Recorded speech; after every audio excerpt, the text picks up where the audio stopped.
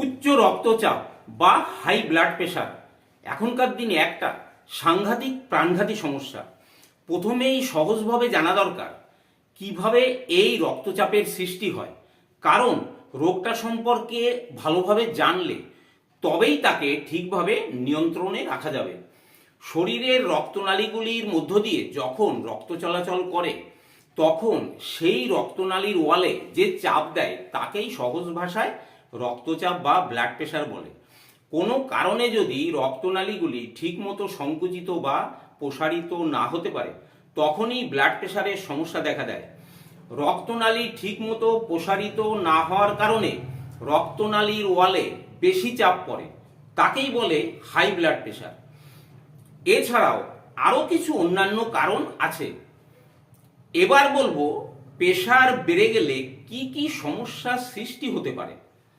রক্তনালীগুলি দুর্বল হয়ে যায়, রক্তনালীর ওয়াল পাতলা হয়ে যায়, ফলে ফুলে উঠে ছিঁড়ে যেতে পারে। তখন ইন্টারনাল হ্যামারেজ হয়, তখন ব্রেনে মারাত্মক রক্তক্ষরণ হয়। একই সমস্যা অন্য কোথাও হতে পারে, যেমন পেটে হতে পারে। সুস্থ স্বাভাবিক রক্তনালীর গায়ে চর্বি জমে না, তবে উচ্চ রক্তচাপের ফলে রক্তনালী ক্ষতিগ্রস্ত হয়। তখন রক্তনালীর গায়ে চর্বি, কোলেস্টেরল এবং ক্যালসিয়াম জমতে পারে। আস্তে আস্তে চর্বি জমতে জমতে একসময় যদি নালী বন্ধ হয়ে যায় তখন রক্ত জমাট বাঁধে, তখন রক্ত আর সামনের দিকে এগোতে পারে না। এটা খুবই মারাত্মক ঘটনা। এভাবেই ব্রেন স্ট্রোক এবং হার্ট অ্যাটাকের মতো ঘটনা ঘটে। ব্রেনে ব্লাড ক্লটিং হলে ব্রেন স্ট্রোক হয়। আর হার্টের ব্লাড সাপ্লাই করোনারি আর্টারির মধ্যে দিয়ে হয়। যদি কোনো কারণে করোনারি আর্টারিতে কোলেস্টেরল বা ফ্যাট জমে রক্ত চলাচল বন্ধ হয় তখন হার্ট স্ট্রোক হয়। হাই প্রেশার দীর্ঘদিন থাকলে আরও অনেক সমস্যা হতে পারে, যেমন হার্ট দুর্বল হয়ে যাওয়া, কিডনি অকেজো হয়ে যাওয়া, চোখের সমস্যা এবং আরও অনেক কিছু। প্রধান সমস্যা হলো হাই প্রেশার নীরবেই বেড়ে যায়, সেই জন্য মাঝে মাঝে প্রেশার মেপে সেই মতো ব্যবস্থা নেওয়া দরকার। নর্মাল প্রেশার হলো সিস্টোলিক 120 এবং ডায়াস্টোলিক 80।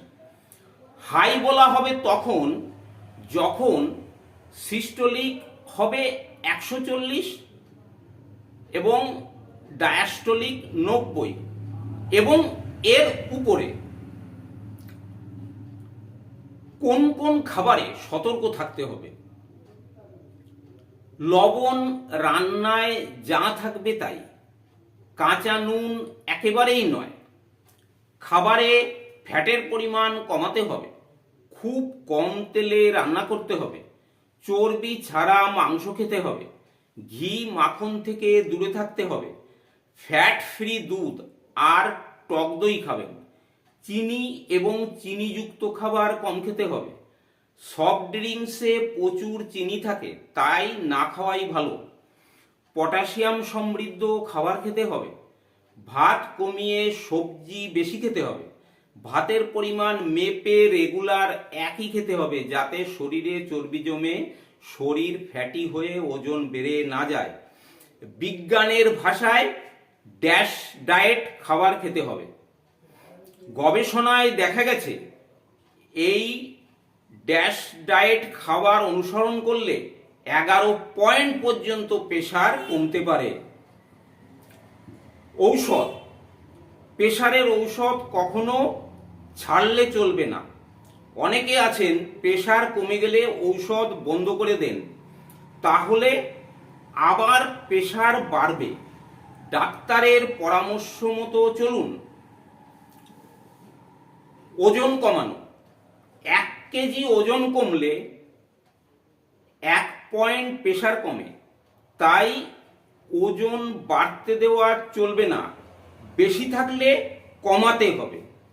নিয়মিত শরীর চর্চা করতে হবে, প্রতিদিন নিয়ম করে অন্তত 30 মিনিট জোরে জোরে খাটুন।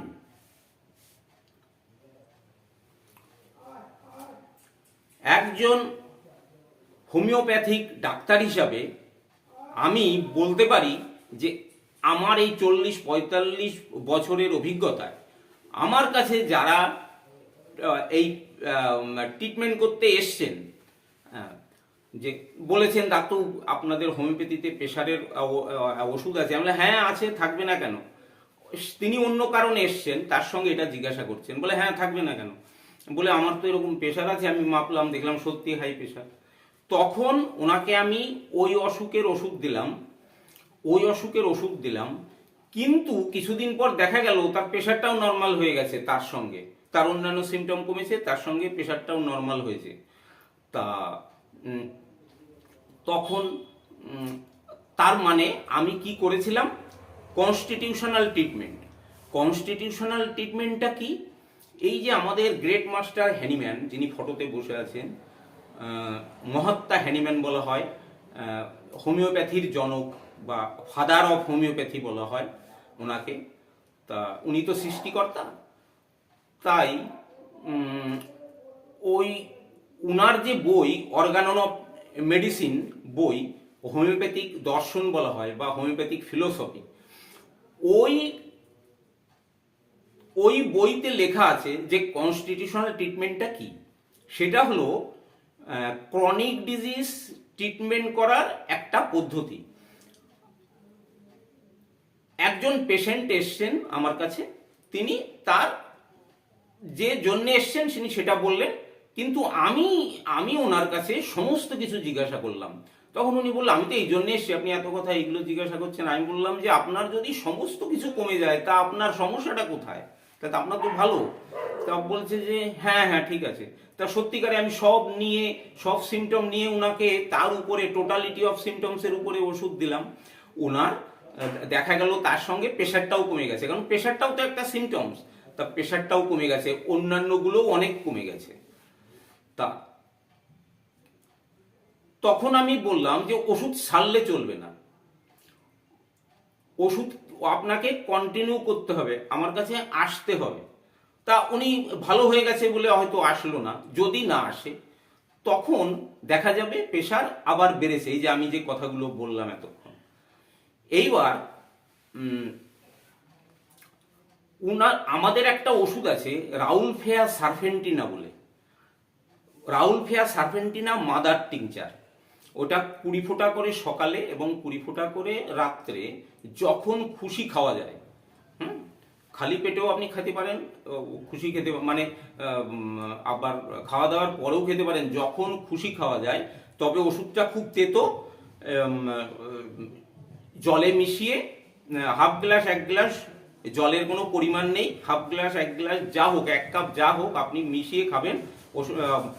তাতে আপনার শুধু প্রেশার নয়, প্রেশারের সঙ্গে আপনার ঘুম ভালো হবে এবং ওই ওষুধটায় আপনার পেটের কন্ডিশন খুব ভালো থাকবে, যেহেতু তেতো, কৃমি হবে না।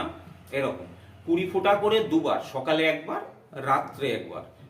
আপনি সন্ধ্যা থেকে যে কোনো সময় আপনি খাবেন একবার, আর সকাল থেকে দুপুর পর্যন্ত যে কোনো সময় আর একবার খাবেন, 20 ফোঁটা করে দুবার। আপনার শরীর সুস্থ থাকবে। তার সঙ্গে আসতে হবে ওই কনস্টিটিউশনাল যে ওষুধটা দেবো আমি।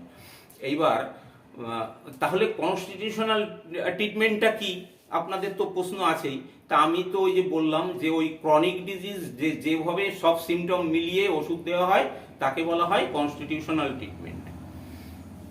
তাহলে এইবার আমার এই যদি আপনারা যদি হোমিওপ্যাথিক ভালো ডাক্তারবাবু পান বা ভালো জায়গা যদি আপনারা দেখান, ভালো সরকারি হসপিটালে দেখান, যেমন সল্টলেকে মানে NIH আছে, national institute of homoeopathy, sector 2-তে, ওটা সেন্ট্রাল গভর্নমেন্টের একটা প্রতিষ্ঠান, মানে কত ভালো ভালো ডাক্তারবাবুরা বসেন। তাছাড়া অন্য সরকারি হোমিওপ্যাথিক মেডিকেল কলেজেও সবই ডাক্তারবাবুরা ভালো, আপনি যেখানে দেখাবেন, বা আপনার কোনো পার্সোনাল ডাক্তারবাবু ভালো থাকলে সেখানে দেখাবেন। যাই হোক, কিন্তু যদি আপনারা এটা পছন্দ না করেন, আপনারা অ্যালোপ্যাথিক দেখাবেন, সেও ভালো অ্যালোপ্যাথি, কিন্তু ওই প্রেশার কিন্তু যে ডাক্তারবাবু যে দেবেন সেইটা কিন্তু আপনারা কখনো ছাড়বেন না। প্রেশারের ওষুধ অ্যালোপ্যাথিতে একবার খাওয়া শুরু করলে সেটা খেতেই হয়। এবং সেটা হোমিওপ্যাথিতেও তাই। ওই রাউলফেয়া সার্পেন্টিনা আপনাকে খেয়ে যেতেই হবে, আপনার শরীর মানে চিরকাল ভালো থাকবে। তার সঙ্গে যদি আপনি ওই ডাক্তারবাবুর সঙ্গে যোগাযোগ রাখেন, যা আপনার হবে তখনই যদি আপনি তার কাছে যে সেটা সারিয়ে নেন, আপনার ওই প্রেশার কোনোদিন আপনাকে ডিস্টার্ব করবে না, বা প্রেশারের আপনি কখনো কষ্ট অনুভব করবেন না। আমার 40-45 বছরের অভিজ্ঞতায় আমি যা দেখেছি, আমি সেই কথাগুলো আপনাদের বললাম। আপনাদের পছন্দ হলে যেটা আপনাদের পছন্দ হবে সেটাই আপনারা করবেন। আপনারা অ্যালোপ্যাথিও দেখাতে পারেন, হোমিওপ্যাথিও ট্রিটমেন্ট করতে পারেন। যে বা যিনি যেখান থেকে আমার এই ভিডিওটা দেখছেন, আপনারা প্রত্যেকে ভালো থাকুন, সুস্থ থাকুন, এই কামনা করে আমি ভিডিওটা এখানেই শেষ করছি।